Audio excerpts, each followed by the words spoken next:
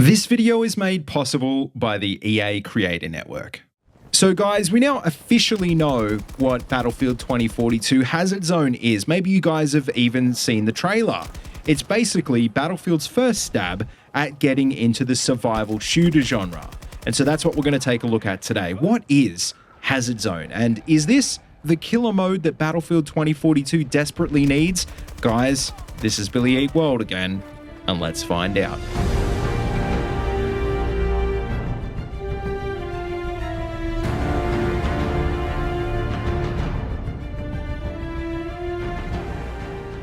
Alright guys, how you going? Welcome to the video, and look, I've got to say that I've been looking forward to this day ever since the 2042 beta came out, because like I said in the last video, I really think what we've seen of 2042 so far is a solid enough game, but it really needs a hook if it's gonna be a great game. Maybe Hazard Zone is that hook.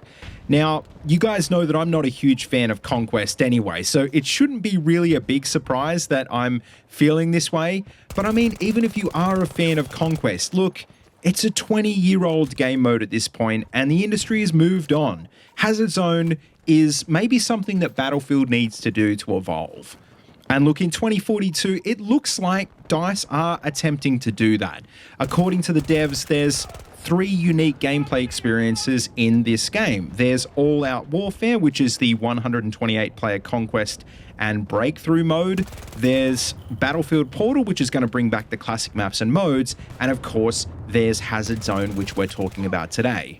Now, I think a lot of people already kind of suspected this, but we now know for sure that it looks like DICE have opened up Escape From Tarkov, hit Control-C, pressed Control-V, and then renamed it to HazardZone.exe. But is it that simple?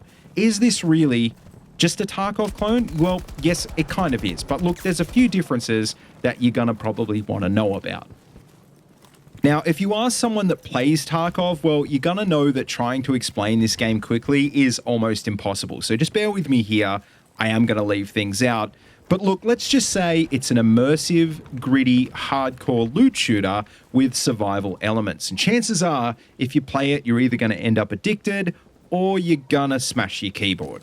Now, basically, the way that it works is you spawn into a raid, and in that raid, you have to battle against other players and AI to complete objectives. And the whole idea is you need to survive, gather up a bunch of loot, and extract from the area safely. But just bear in mind, if you do get killed, well, you're probably going to lose the loot you have currently equipped.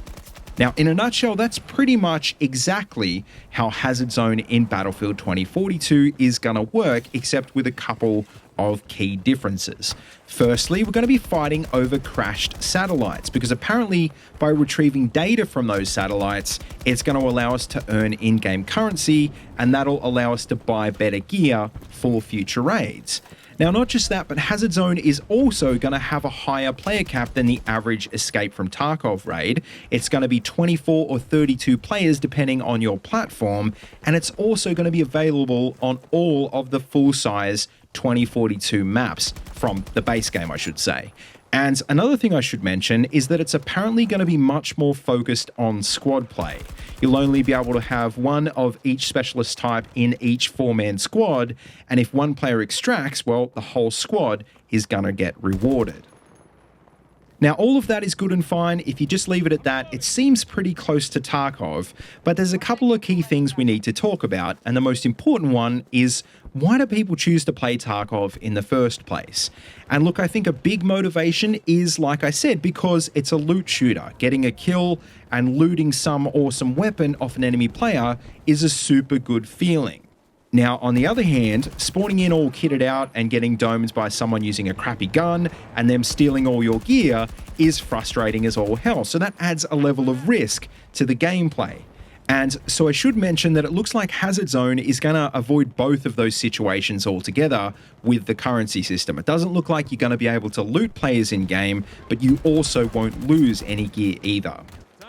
Also, unlike Tarkov, Battlefield obviously isn't a gritty hardcore game. There's apparently going to be tactical upgrades in Hazard Zone, including armor, that's going to make the already longer time to kill even longer.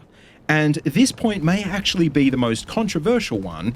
In Hazard Zone, death isn't necessarily going to be the end of your raid. The devs have said your teammates will be able to bring you back from the dead with what they're calling a reinforcement uplink. So look, I think if you break it down, which we're going to do because you could easily talk about this for another 10 minutes, but Hazard Zone is basically a much more dialed back version of Escape from Tarkov. The stakes are a lot lower, but it's easier to jump into. And guys, I really want you to tell me what you think about that in the comments, because I mean, depending on what type of games you're into, you might think that's a good thing or a bad thing. I think the player base is going to be pretty split on that one. Now, another thing I really want to touch on is, well, the first impression I got when I learnt about Hazard Zone was that it's a hell of a lot simpler than Tarkov. There's really only the one objective type. And look, there's apparently 2 timed extractions and there's tornadoes and stuff that you need to avoid during the game. But look, even with all of that, it's still pretty basic. Tarkov is very complex and Hazard Zone isn't. You've got to understand that Tarkov is a game that's trying to do one thing and one thing only, which is to be a survival loot shooter, whereas this is a spin-off mode that's been tacked on to Battlefield 2042. And so basically Hazard Zone has got an expectation to still feel like Battlefield, whereas at the same time, it's trying to do something that's fundamentally nothing like Battlefield. So I think that's the biggest problem that Hazard Zone is going to have to deal with. I think we can expect a pretty vocal reaction from the community in the next week or so. A lot of people aren't going to like this, but look, that's okay. Just about everything new in this franchise gets the community all riled up.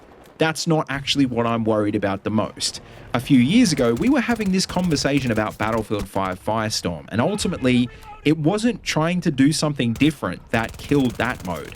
It was the fact that the devs didn't really support it after it came out. It had very clear issues that never got addressed, and it never really received content updates that would have kept the players coming back. So that kind of brings me to the last point in this video, which is that just like Battlefield Portal, I think Hazard Zone is a good first step for the game, and it could be really important for the success of 2042. But all of this hinges on whether or not the devs are actually going to prioritize it at the same level as the vanilla content. If it's not a pillar of 2042, it's going to fail. And look, that might sound really pessimistic, but this is the story of Battlefield games, right? If you've been playing this franchise for long enough, you'd realize DICE brings out new and innovative ways to play the game all the time. They just get forgotten after a few months. And so I'm really hoping that this is going to be different. Hopefully this is something DICE are going to stick with and develop over time. Then maybe we'll see it come back in future games as well. And so look, I'm cautiously optimistic about Hazard Zone. It's not Conquest, it's team-based, and it looks like the loadout meta is going to be a lot of fun, and they're all things I really like. But is it going to get support in the future? Will there always be only one task type we have to complete? Will they add more? For all of that, we're going to have to wait and see. Also, a big question is, will this be enough for Tarkov fans to come across and play 2042? And probably even more importantly, will it be enough to get players who have never played a survival shooter into the genre? And once again, I really want to know what you guys think about this. I'm pretty sure you've got pretty strong opinions on this, so let me know what you think down below. But anyway, guys, that just about wraps up this video. So as always, please let me know what you think in the comment section down below.